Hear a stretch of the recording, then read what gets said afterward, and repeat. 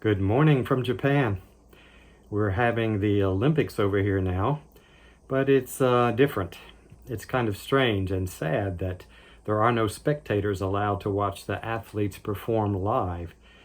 The COVID cases are rising here as they are in many countries throughout Asia. But God is with us in the good and the bad, and for that we are very thankful. I'd like to share with you a little bit of what God is doing over here in Asia.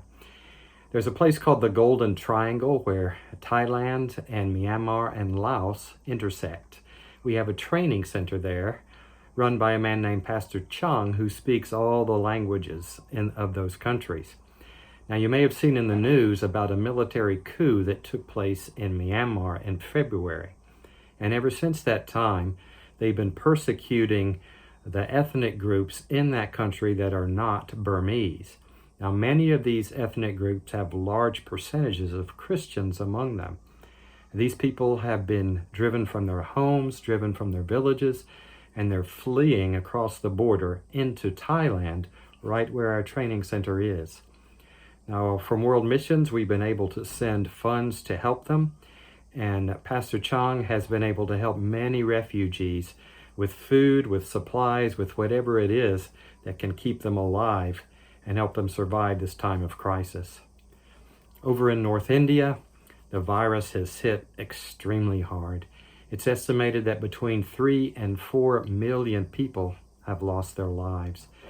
At the worst of the outbreak, there was a shortage of oxygen, a shortage of medicines, a shortage of hospital beds, and people were dying in the streets. And the crematoriums were so filled with bodies, they had to burn them in the open fields.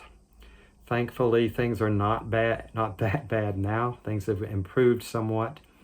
But many of the families have not only suffered because of the virus, but suffered because of the lockdowns that kept them from working.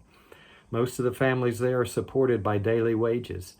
And if there's no one to work, then they just simply can't eat that day. Again, World Missions has been able to send funds to help our churches. The churches have not just kept the funds from themselves, but have been able to reach out to their neighbors and help the communities around them. India is a Hindu nation, and the people there have been taught to distrust Christians. But during this time of crisis, they've seen the churches reach out with compassion and generosity, and they've discovered the love of Christ in a very practical way. Because of this, many of them have listened, opened their ears to the gospel, opened their hearts to receive the Lord, and many, many of them have been baptized. God is working. The kingdom is expanding. I thank you for playing a part in all that God is doing throughout Asia. I thank you for your prayers and support. You are making a difference.